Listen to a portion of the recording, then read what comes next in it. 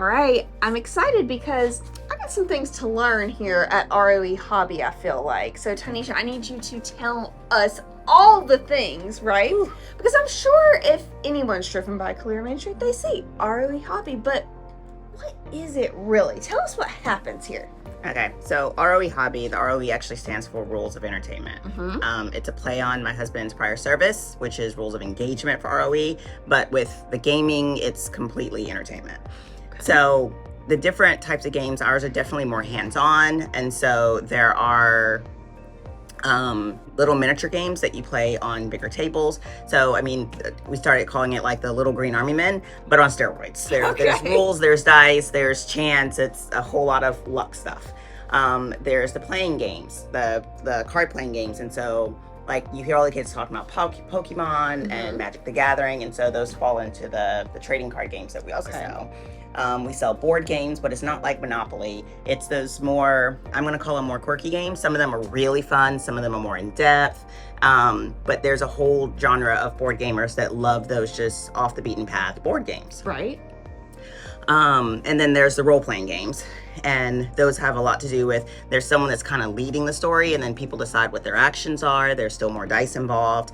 And so through it, they go through a campaign, and there's dungeons and missions and all that kind of stuff. But even those fall into different categories within it.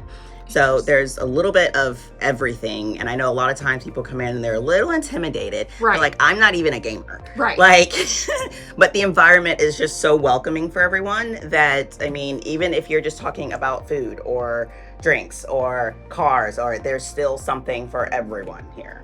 So let's talk about it from this perspective. I'm not a gamer, right? But I want to come in and see what it's all about. Yes. So if I'm walking in through the door but have no idea like what I want to do, or could you kind of like help me in that Absolutely. way? And we've actually done that for some people. Okay. A lot of people after COVID were just like, okay, I'm tired of being stuck at home. I need a hobby. We had one person that come in that he was just like, where you like? He was just like, I have no idea. Yeah. Like, I need to get into a hobby. I need to be doing something. I need help. So we did high level of what the different things were and like to try to find his interests and then walked him through there. Like I said, I'm not a gamer, but I understand all of it. And then our customer base are so fond of the culture here that they're even willing to help new people. Right. Because the more new people that play, the more they get to play. So if you're new to it, they're just like, oh, no, it's no problem. I'll show you how to do it. It's fine. And so just welcome them right in. Absolutely. Right? Absolutely. I love that.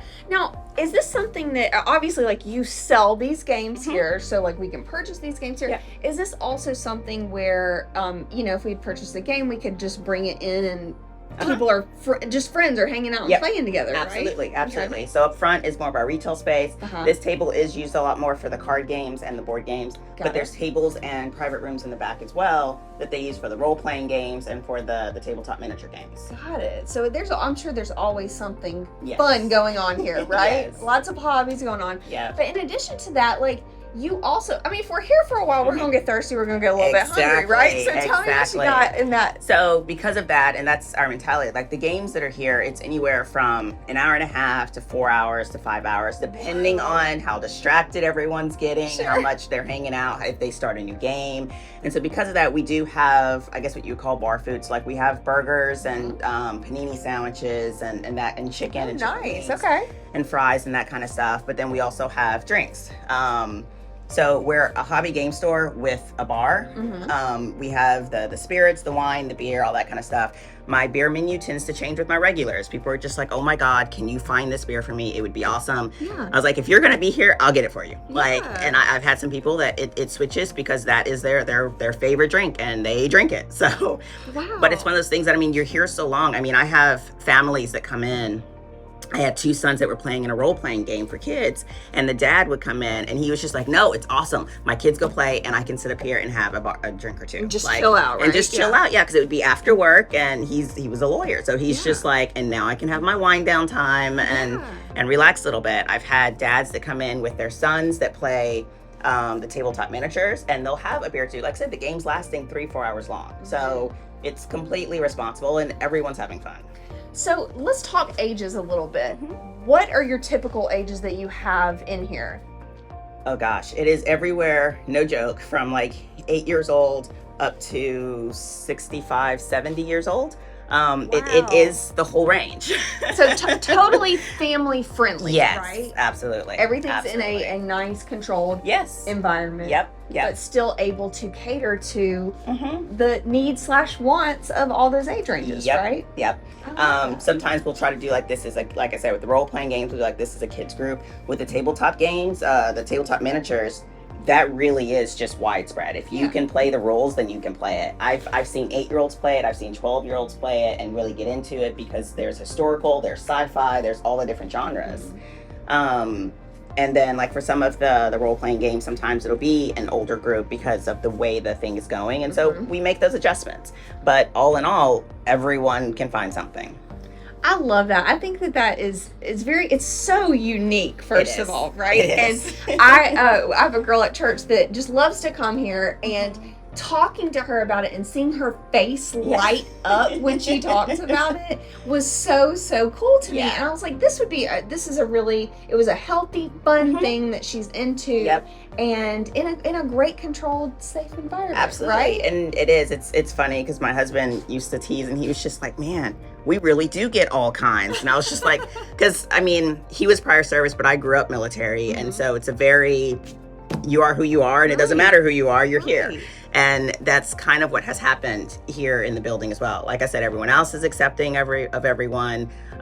In fact, if you, we've seen it where you come in here and you try to have that bullying attitude, you tend to be shunned because it's just like, no, we play nice. Not doing that here. We play nice. And it's not even us that's shunning. It's the other customers are just like, no, don't mess with my community. This is our family. Don't mess with that, right? You can be the family or you can go. Right. So how's the best way to keep up with you guys? Would it be social media? Like what's going on with that? Right now, definitely social media. Our webpage is under redevelopment right now.